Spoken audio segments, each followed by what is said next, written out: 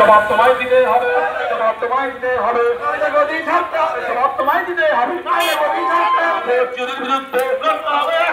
তো এক ব্লক কংগ্রেস কমিটির পক্ষ থেকে আজকে একটা পথসভা করেছে কংগ্রেসের তরফ থেকে। আমরা জানার চেষ্টা করব অ্যাকচুয়ালি এই পথসভাটা কিসের জন্য এবং কেন আপনারা আজকে পথসভা করেছিলেন, এটার উদ্দেশ্য কী ছিল? আমাদের আজকে যে ওয়েস্ট বেঙ্গলে আমাদের প্রদেশ কংগ্রেসের ওইখানে বিজেপি হামলা করেছিল, অনেক দুর্নীতি, সবগুলোই মিলিয়ে আজকে আমরা পদযাত্রা করেছি। শাস্তি না হয় তাহলে আমরা আন্দোলন আমাদের চলতে থাকবে, কন্টিনিউ আন্দোলন চলতে থাকবে। আন্দোলনে কে কে সামিল আছেন? আপনারা শুধু কি কংগ্রেস কর্মী আছেন না আপনাদের জোট প্রার্থী আছে? না, আমাদের শুধু কংগ্রেস প্রার্থী। হ্যাঁ, কংগ্রেস প্রার্থী। মানে রতুয়া এক ব্লক থেকে? হ্যাঁ, রতুয়া ব্লক থেকে। আচ্ছা, আপনার পরিচয়? আমাদের রতুয়া ব্লক প্রেসিডেন্ট হচ্ছে পরিতোষ বাবু, আমি হচ্ছি ওয়ার্কিং প্রেসিডেন্ট। আপনি কি বলবেন এই বিষয় নিয়ে আজকে যে পথসভাটা করলেন? 29 তারিখ যে হামলাবাজি করা হয়েছে তারই এগেনস্টে আজ আমরা মানে ওয়েস্ট বেঙ্গল কোনো সারা ভারতবর্ষের কংগ্রেস এর থেকে আমরা ঘৃণার চোখে দেখি, যেটা আমরা কেউ ভারতবর্ষের লোক এটা আশা করিনি। যে একটা অফিস, একটা কার্যালয়, যে কার্যালয়ে যেভাবে অত্যাচার চালানো হয়েছে, যে অত্যাচারটা চালিয়েছে, এই অত্যাচারটার জন্য আমরা এই বিজেপিকে ধিক্কার জানাই। এই ইসের জন্য ভাঙার জন্য এই ওনারা যে কাজটা করেছেন, ওনার অধিকার নেই যে আর ওনারা এই ভারতবর্ষের গণতন্ত্রকে ঠিকঠাক রাখবে, এই মতো অবস্থায় আমাদের মানে এখানকার ভারতবর্ষের জনগণ এটা মনে করে। আপনারা এখনও মূলত বুঝতে পারেননি যে ও অ্যাকচুয়ালি ভাঙলো কেন? এটার কারণ কি আপনারা এখনও জানতে পারেননি? কারণ একটাই, এই যে আজকে বিক্ষোভ করছে, আমাদের একটা মূল অধিকার আছে যে কথাকার যেটা সত্য কথা বললেই যেটা আপনাদের এখানে আপনারা শুনেছেন যে আজকে মোদিজি যে ঘটনাটা ঘটিয়েছেন তার সেই কথা বলতেই এইরকম অবস্থা ঘটিয়েছে। মোদিজি কি ঘটিয়েছে? মোদিজি কি ঘটায়নি বলুন? আপনি কি বলবেন কি ঘটিয়েছে? মোদিজি যে কাজটা করেছেন, যে কাজটা করেছেন, যে এসআইআর আরও বিভিন্ন রকমের যেগুলো নিয়েছেন, এসআইআরটা নিয়ে উনি যে জায়গায় যেতে চাইছেন, আমাদের বাংলার মানুষ, ভারতবর্ষের মানুষ সেই জায়গায় মানুষ যেতে চাইছে, কিন্তু ওনার মতামতে সেই জায়গায় নয়। উনি বলতে চাইছেন আমি বাংলা কথা বললেই বা আমি কিছু বললেই সেই বাংলাদেশের নাগরিক বা নানা রকম নির্যাতন, নানা রকম অত্যাচার চালাচ্ছেন।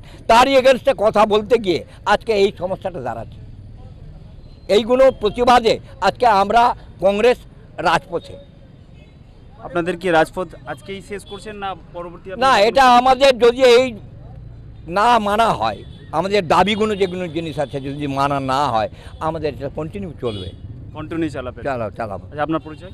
আমি হচ্ছে রতুয়া 1 নম্বর ব্লক কংগ্রেস সভাপতি পরিতোষ সিং। এবার যারা এসেছেন এই পথসভাতে আরও আমরা বিস্তারিত জানার চেষ্টা করব। আপনিও এসেছেন, কি বলবেন? দেশে যেভাবে সাম্প্রদায়িক শক্তির যেভাবে উত্থান হয়েছে তার বিরুদ্ধে সর্বভারতবর্ষীয় সর্বধর্মের লোককে লড়াই একসাথে করতে হবে। বিজেপির একটাই উদ্দেশ্য, সেটা হচ্ছে কি সাম্প্রদায়িক শক্তি লাগিয়ে দিবে, দাঙ্গা লাগিয়ে দিয়ে টোটালটা ওরা ক্ষমতা দখল করবে। ক্ষমতা দখলের পর ওরা প্রত্যেকটা জিনিসকে বেসাধারণ করে দিচ্ছে, রেল থেকে শুরু করে জাহাজে সব কিছু করে দিচ্ছে। তার বিরুদ্ধে আমাদের লড়াই। অ্যাকচুয়ালি একটাই সম্প্রদায় শক্তির বিরুদ্ধে যে লড়াই না করলে বিজেপি আস্তে আস্তে টোটাল ভারতবর্ষে গ্রাস করে নিবে, তার বিরুদ্ধে আমাদের লড়াই। আপনার নাম? আব্দুল আজিজ।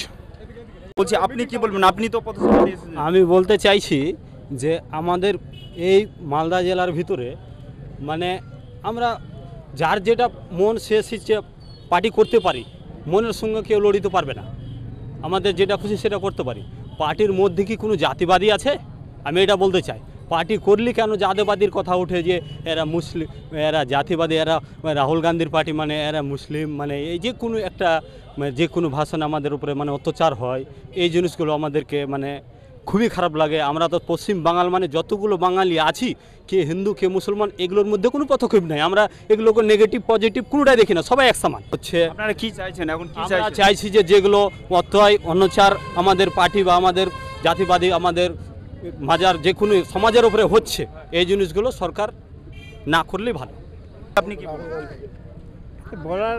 তো অনেক কিছু আছে। কথা আছে যে ভারতবর্ষ একসময় পাকিস্তান, বাংলাদেশ সব মিলেই একটা ভারত ছিল।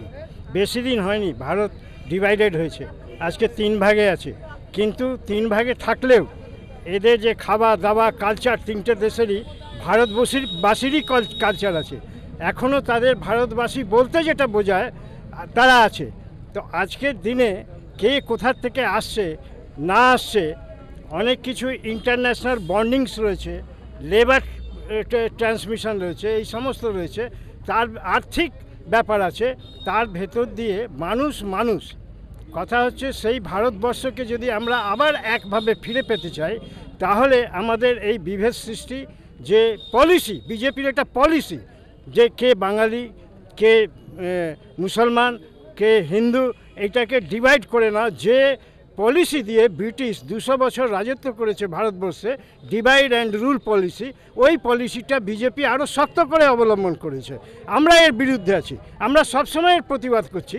এবং এই পলিসি যদি পাবলিক প্রোটেস্ট যদি না হয় এবং জোরালোভাবে যদি পাবলিক প্রোটেস্ট করে এটাকে গণতান্ত্রিকভাবে যদি এই সরকারকে না সরায়, তাহলে ভারতবর্ষের আরও ক্ষতি হবে, আরও বিভক্ত হতে পারে।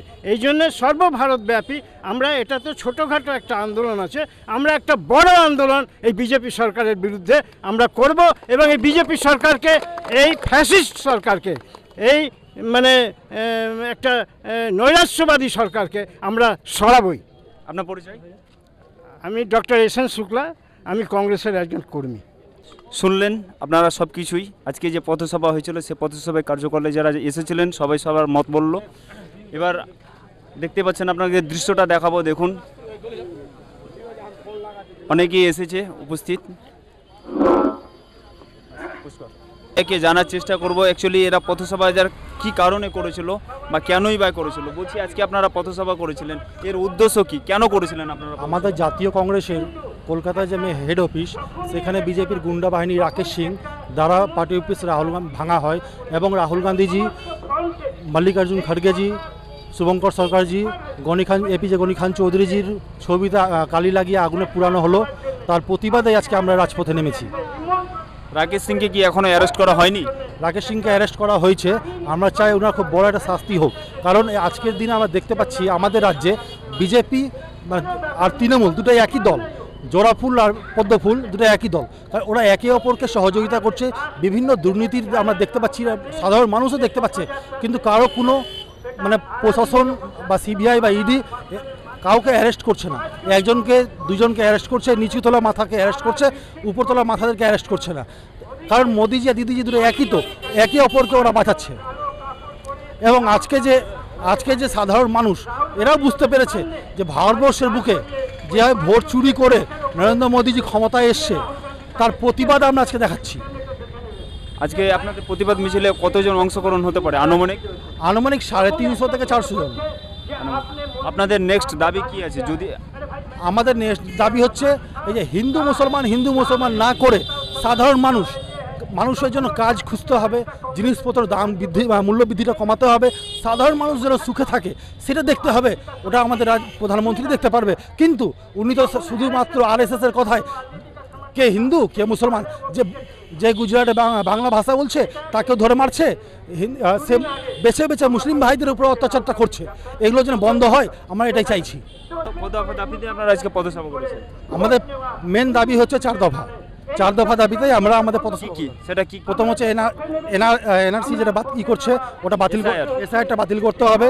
তার সঙ্গে সঙ্গে বিভিন্ন রাজ্যে যে আমাদের খেটে খাওয়া মানুষ, দিনমজুর, যারা অর্থের অভাবে যারা বাইরে কাজ করতে যাচ্ছে, বাংলা ভাষায় কথা বলছে, তাদের উপর অত্যাচারটা যেন না হয়, এটা হচ্ছে আমাদের এটা বন্ধ করা হোক। এটা আমাদের একটা দাবি।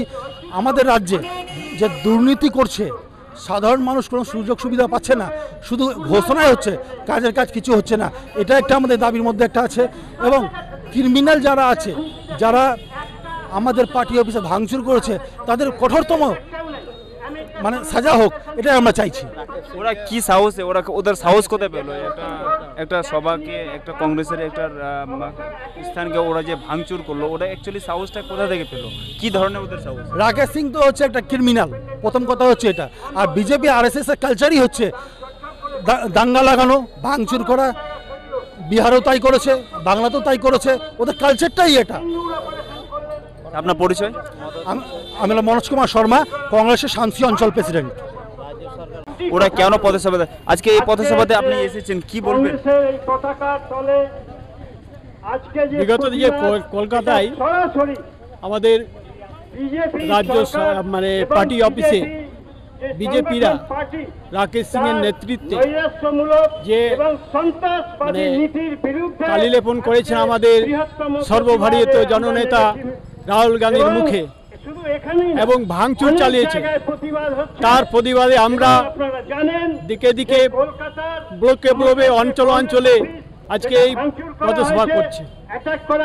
আপনার পরিচয়?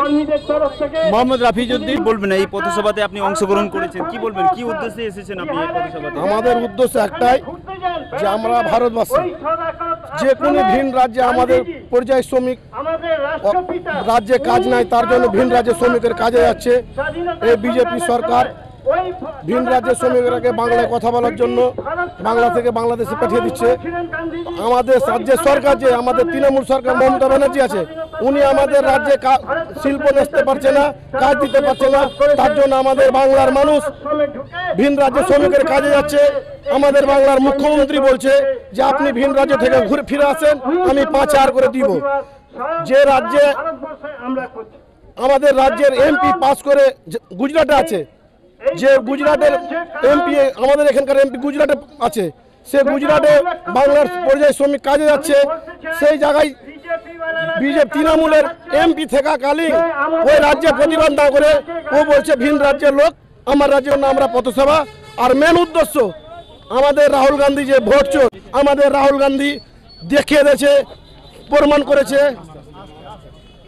জন্য বিহারে যে আন্দোলন, বিহারের আসরটা বাংলায় বিজেপিরা দুর্ঘটনা ঘটাচ্ছে। বিহারে যে আন্দোলন, কংগ্রেসি আন্দোলন এক হয়ে লড়ছে, তার জন্য ওরা কলকাতার পার্টি অফিসে ভাঙচুর চালাচ্ছে। তার জন্য আমাদের পথসভা, কংগ্রেসের পার্টি অফিস ফেলা জ্বালিয়ে দিয়েছে, পুড়িয়ে দিয়েছে বিজেপি সরকারের লোক, তার জন্য আমরা পথসভা করি। আমার নাম উজির আলী। কি করেন? আমি কংগ্রেস কর্মী। আমার বান্দাকুড়ি ভারতবর্ষের মাটিকে বাঁচানোর জন্য, সুরক্ষা দেওয়ার জন্য অনেক কিছু করেছিলেন, ত্যাগ করেছিলেন। ভারতের রাষ্ট্রপতি তাকে প্রাইজ দিয়েছিল। সেই মহিলা কি মা ছিল না? সেই মহিলা